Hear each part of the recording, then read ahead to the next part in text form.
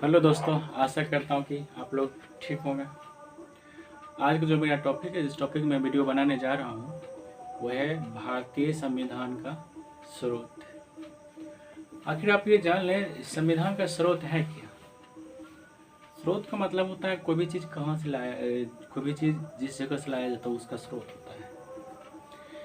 हमारा संविधान पूरी दुनिया में सबसे बड़ा लिखित संविधान है और हम लोग भारत का संविधान एक ऐसा संविधान है जिसमें कई देशों से प्रावधान लिए गए और इसको खूबसूरत बनाया गया है। अच्छा, चर्चा इसमें ये करें, जब हम लोग का संविधान बन रहा था उससे पहले हमारे देश के विद्वानों ने करीब 60 देश के संविधान का अध्ययन किए थे और उसमें से उन्हें जो अच्छा लगा उसको ला करके हमारे संविधान में समाहित किए। तो 60 देश की लमसम कहें लगभग, तो हमारे संविधान में कई देशों का मिशन समाये हुए है, कई देशों से लिया गया है। उसमें से कुछ इम्पॉर्टेंट हैं जो कि परीक्षा में, एग्जामिनेशन में, किसी भी तरह के एग्जामिनेशन में पूछे भी जाते हैं। तो आज मैं उसी पे बात करने जा रहा हूँ। वो मुख्य सोर्स, मुख्य प्रावधान, मुख्य देश कौन से, जहाँ से हमारे देश में क्या क्या चीज़ें लिए गए हैं। जैसे कि आपको स्क्रीन पर दिख ही रहा होगा सब कुछ, तो मैं एक एक करके इसको समझाने की कोशिश करता हूँ, समझा देता हूँ। अब देखिए, भारतीय संविधान के स्रोत में पहला स्रोत है भारत शासन अधिनियम 1935। चूँकि भारत शासन अधिनियम 1935 हमारे देश में अधिकांश प्रावधान जो है भारत शासन अधिनियम 1935 से ही लिए गए हैं, क्योंकि ये अंग्रेजों का राज था, शासन करते थे। और एक बात कहें, भारत शासन अधिनियम 1935 सबसे ज़्यादा अगर लिए गए प्रावधान, और दूसरा जो ज़्यादा प्रावधान है वो ब्रिटेन के संविधान से लिए गए, क्योंकि इसके शासन प्रणाली से हम रूबरू परिचित थे और इसको अनुभव भी कर चुके थे। तो देखते हैं भारत शासन अधिनियम में क्या लिया गया है। इस संघीय व्यवस्था। अब देखिए, संघीय व्यवस्था का मतलब क्या होता है। ये संघीय व्यवस्था क्या है, कई राज्य को मिला करके एक संघीय व्यवस्था होता है, यूनियन होता है कि राज्यों को मिला करके समझौता कर लेना। लेकिन उस संघीय व्यवस्था में हम अलग नहीं हो सकते। कई राज्यों को मिला के तो हम संघ का निर्माण किए, लेकिन फिर भी वहीं आकर कनाडा से आगे तो सशक्त केंद्र हो जाता है, उसमें आकर के थोड़ा बहुत हम उससे भी लिए हैं। तो संघीय व्यवस्था को हमने लिए हैं, कहाँ से लिए हैं, ये भारत शासन अधिनियम से लिए हैं। उसके राज्यपाल का कार्यकाल, आप लोग ये जानते हो कि राज्यपाल का कार्यकाल जो होता है वो 5 वर्षों के लिए निर्धारित किया जाता है, लेकिन राष्ट्रपति जब चाहे तो उसे अपने कार्यकाल से पहले भी हटा सकते हैं। तो आप ये जान लीजिए, तो राज्यपाल के कार्यकाल भी हमने कहाँ से लिया है, तो ये लिया भारत शासन अधिनियम 1935 से। और न्यायपालिका की बात है, अगर क्वेश्चन ये बने कि न्यायपालिका कहाँ से लिया गया, तो न्यायपालिका भी भारत शासन अधिनियम 1935 से लिए गए हैं। लोक सेवा आयोग, जैसे कि आज जो चलते हैं लोक सेवा आयोग, इसको सिविल सेवा बोलते हैं, चाहे वो राज्य का हो या केंद्र का हो, वो भी यहीं से लिए गए हैं। एक है आपातकालीन उपबंध। ये आपातकालीन उपबंध आप जान सकते हैं, समझ सकते हैं। हमारे देश में जो 3 तरह के आपातकाल लगते हैं। एक राष्ट्रीय आपातकाल जो अनुच्छेद 352 के तहत लगते हैं, दूसरा राष्ट्रपति शासन जो 356 के तहत लगते हैं, और तीसरा आपका वित्तीय आपातकाल जो आपातकाल अनुच्छेद 360 के तहत लगते हैं। इसकी प्रावधान भी लिया गया है ये भारत शासन अधिनियम 1935 से। लेकिन एक चीज़ है, जब हम जर्मनी के संविधान को पढ़ेंगे तो वहाँ से ये लिया गया है, राष्ट्रीय आपातकाल के दौरान मूल कर्तव्य का स्थगन हो जाता है, ये निलंबन हो जाता है। लेकिन यहाँ सिर्फ आपातकाल लिया गया, और आपातकाल के दौरान, राष्ट्रीय आपातकाल के दौरान मूल अधिकार निलंबन हमने जर्मनी से लिया है। थोड़ा कंफ्यूज मत होइएगा, इस चीज़ को स्पष्ट कर लीजिएगा। फिर आते हैं ब्रिटेन का संविधान। विधि का शासन, जैसे हमारे देश में क्या है, विधि का शासन है, मानी कानून सर्वोपरि है। दूसरा है संसदीय व्यवस्था। शासन में एक होते हैं अध्यक्षीय व्यवस्था, एक होते हैं संसदीय व्यवस्था। तो अध्यक्षीय व्यवस्था में क्या होता है, राष्ट्रपति सर्वप्रमुख होता है, सर्वेसर्वा होता है, लेकिन संसदीय व्यवस्था में राष्ट्रपति के नाम से शासन तो किए जाते हैं, लेकिन प्रधानमंत्री सर्वेसर्वा होते हैं। और संसदीय व्यवस्था की एक और खासियत ये है इसमें कि संसदीय व्यवस्था में एक खासियत ये है कि इसमें जो विधायिका होते हैं वो एक कार्यपालिका भी होते हैं, जो विधि का निर्माण करते हैं वो बाद में कार्यपालिका भी शासन भी करते हैं। एकल नागरिकता, एकल नागरिकता का मतलब हुआ कि हम केंद्र स्तर पर या राज्य स्तर पर किसी एक का ही नागरिक, केंद्र के नहीं, केंद्र के ही नागरिक होंगे। केंद्र के नागरिक हो तो भी राज्य के नागरिक हैं, राज्य के नागरिक हैं तो भी केंद्र के नागरिक हैं। कहने का मतलब हुआ कि हम अलग अलग केंद्र और राज्य के नागरिक नहीं हैं, केंद्र के नागरिक हैं। उसके बाद आपका आता है विधायी प्रक्रिया, द्विसदनवाद। विधायी प्रक्रिया माने कानून कैसे बनेगी, उसकी प्रक्रिया कैसे होगी, ये जो लिया गया है ये हमारे ब्रिटेन के संविधान से लिया गया। द्विसदनवाद है, द्विसदनवाद के मतलब ये हुआ संसद के 2 सदन है, लोकसभा और राज्यसभा, ये भी हमें ब्रिटेन की संविधान से मिला है। आगे अगर बात कर लो संयुक्त राज्य अमेरिका का संविधान, ये आपका संयुक्त राज्य अमेरिका का संविधान।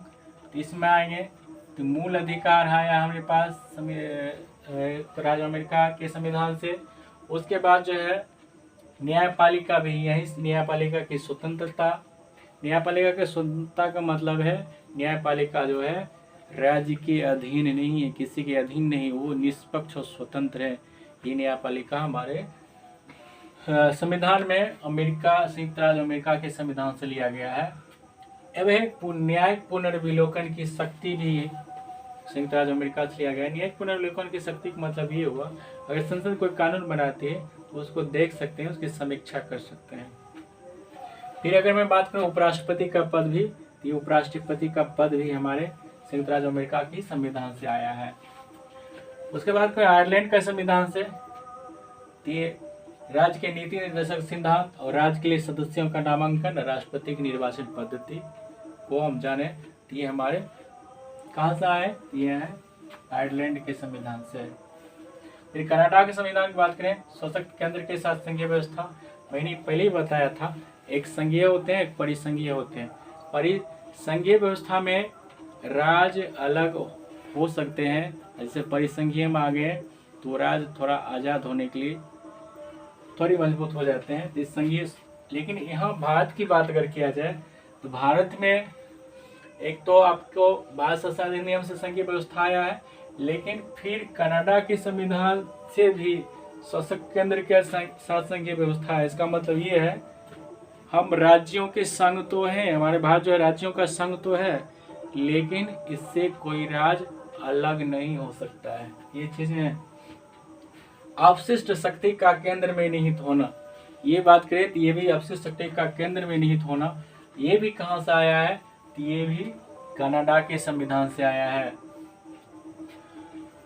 और राज्यपाल की नियुक्ति केंद्र द्वारा होती है। जैसे अभी राज्य में राज्यपाल जो होते हैं उनकी नियुक्ति जो होती है वो केंद्र के द्वारा होती है, और केंद्र के द्वारा ही केंद्र जब चाहे किसी एक राज्य के राज्यपाल को दूसरे राज्य भेज सकते हैं या समय से पहले बुला सकते हैं। ये जो व्यवस्था आई है, ये व्यवस्था भी आपका कनाडा के संविधान से आया है। और इससे क्या है, उच्चतम न्यायालय और उच्च न्यायालय का परामर्शी होना। क्योंकि उच्चतम न्यायालय जो है उससे हमारे राष्ट्रपति कभी भी परामर्श ले सकते हैं, कानूनी सलाह ले सकते हैं। ये भी कहाँ से आया है, ये भी आया है कनाडा के संविधान से।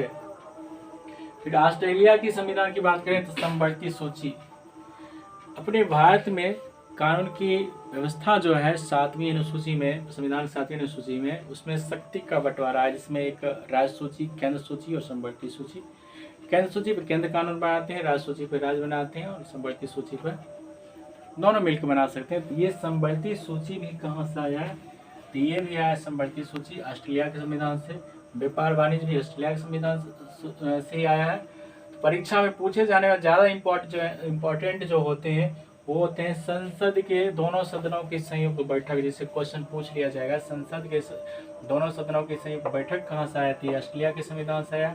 समवर्ती सूची कहाँ से आया, ऑस्ट्रेलिया के संविधान से आया। जर्मनी के वायमर संविधान से सिर्फ इतना है याद रखना है, आपातकाल के समय मूल अधिकार का निलंबन हो जाता है। तो आपातकाल के समय मूल अधिकार के निलंबन जो है ये आपका आया है जर्मनी का वायमर संविधान से। सोवियत संघ से जो आए हैं वो आए हैं मूल कर्तव्य आए हैं। दक्षिण अफ्रीका के संविधान से संविधान में संशोधन की प्रक्रिया, राज्यसभा के सदस्यों के निर्वाचन कैसे होगा, ये आया है संविधान संशोधन की प्रक्रिया, राज्यसभा के सदस्यों के निर्वाचन, ये दक्षिण अफ्रीका का संविधान। आप देखिए परीक्षा में क्या पूछा जाता है, परीक्षा में पूछने की जो संभावना बन सकती है, पहले हम हिस्से ले लें भारत शासन अधिनियम 1935 से। तो संघीय व्यवस्था ज़्यादा से ज़्यादा जो पूछे जाने वाले बात है वो है आपका इसमें आपातकालीन उपबंध है और राज्यपाल का कार्यकाल, इससे क्वेश्चन बन सकते हैं। ब्रिटेन जो संसद, ये संसदीय व्यवस्था पूछा जाएगा कहाँ से आया, ये क्वेश्चन इंपॉर्टेंट बनते हैं। संसदीय व्यवस्था तो ब्रिटेन के संविधान से। एकल नागरिकता, विधायी प्रक्रिया, द्विसदनवाद, ये सब क्वेश्चन बनने की संभावना, ये सब कहाँ से आता है, तो ब्रिटेन के संविधान से आते हैं। उसके संयुक्त राज्य अमेरिका जो देखिए ज़्यादा जो पूछे जाने वाले क्वेश्चन बनने वाले हैं वह आपका मूल अधिकार, राष्ट्रपति पर महाभियोग, उसके बाद आपका न्यायिक पुनर्विलोकन की शक्ति, उपराष्ट्रपति का पद, ये सभी चीज़ें जो परीक्षा में पूछे जाते हैं, बहुत पूछे जाने की संभावना इनकी होती है। आयरलैंड की बात करें तो इससे पूछे जाने वाले सब जो बनती हैं वो बनते हैं राज्य के नीति निर्देशक तत्व। और दूसरा आपका अगर हम कनाडा के संविधान की बात करें, इससे क्या पूछे जाते हैं, इसे पूछे जाते हैं अपशिष्ट शक्ति किसके पास है। तो ये सब पॉइंट को आप लोग कोशिश करिएगा नोट करने का, इसको समझने का, समझा तो मैंने दिया ही है, नोट करने का, इसको याद रखने के। फिर इससे न्यायालय का उच्चतम और उच्च न्यायालय का परामर्शी होना, ये भी कहाँ से आया था, ऐसा भी क्वेश्चन आपसे पूछा जा सकता है। इसे लास्ट में मैं एक दो क्वेश्चन ले लेता हूँ जिससे कि आपको समझ में आ जाए। जर्मनी वायमर समीकरण सिर्फ आपातकाल के समय मूल अधिकार का निलंबन है, इसको जान लीजिए। सोवियत संघ से मूल कर्तव्य पूछा जाएगा और दक्षिण अफ्रीका से भी क्वेश्चन बनते हैं। संविधान में संशोधित प्रक्रिया है और राज्यसभा के सदस्यों का निर्वाचन है। उसके बाद जैसे आपसे पूछा जाएगा संयुक्त बैठक, संयुक्त बैठक संसद के दोनों सदनों का संयुक्त बैठक पूछेगा तो ये कहाँ से आए हैं, ये भी पूछे जाने की संभावना। ये जो आए हैं ये आपको आए हैं ऑस्ट्रेलिया के संविधान से, संबंधित सूची भी ऑस्ट्रेलिया के संविधान से आए, ये सभी पूछे जाते हैं। तो मैं यहाँ तक समझा चुका हूँ, बता चुका हूँ। आप लोग या तो स्क्रीनशॉट ले लीजिए या उतार लीजिए। मैं थोड़ा देर हट जाता हूँ, उसके बाद इसको मिटा के मैं थोड़ा सा क्वेश्चन लूँगा कि कैसे क्वेश्चन बनने की संभावना होती है, कैसे पूछी जाती है, इस चीज़ को आप जानिएगा।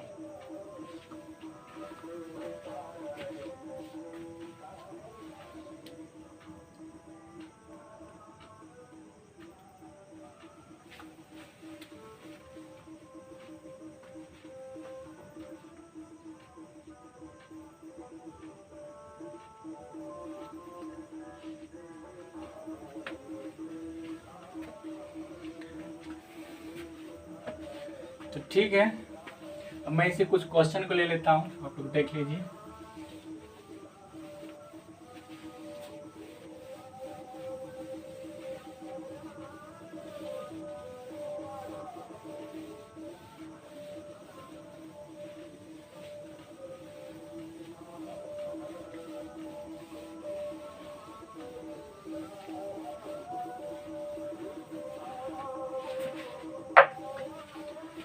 इससे क्वेश्चन है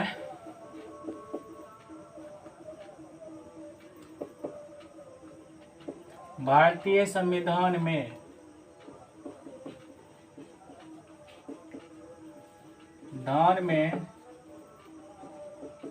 संविधान संशोधन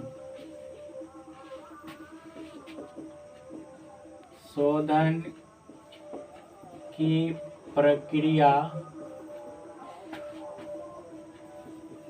किस देश से लिया गया है,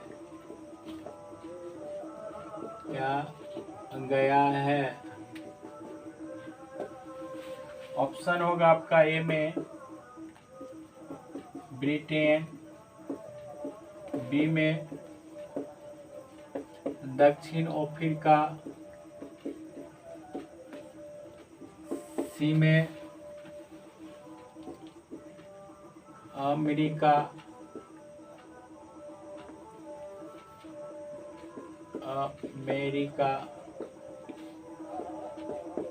डी में जर्मनी। अब इसका सही उत्तर आप बताइए। इसका सही उत्तर जो होगा वो होगा ब्रिटेन तो है नहीं, दक्षिण अफ्रीका है नहीं, सॉरी हाँ दक्षिण अफ्रीका ही है, ब्रिटेन नहीं है, क्रॉस हो गया ये। जर्मनी भी नहीं है, इसको यहाँ क्रॉस कीजिए। और ब्रिटेन नहीं है, दक्षिण अफ्रीका ये ऑप्शन सही है, अफ्रीका भी नहीं है। दूसरा क्वेश्चन ले लेता हूँ। मूल अधिकार किस देश से लिया गया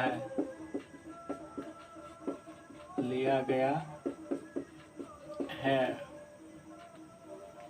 ऑप्शन ए में संयुक्त राज्य अमेरिका, बी में जर्मनी, ऑस्ट्रेलिया, डी में कनाडा। तो आप लोग आराम से बहुत अच्छे से बता सकते हैं, अभी पढ़े हैं। कनाडा नहीं है, ऑस्ट्रेलिया भी नहीं है, जर्मनी भी नहीं है, ये संयुक्त राज्य अमेरिका है। एक क्वेश्चन और, समवर्ती सूची किस देश, सॉरी नीति ये आप, समवर्ती सूची किस देश के संविधान दान से लिए गए हैं? ऑप्शन ए में होगा ऑस्ट्रेलिया, आयरलैंड,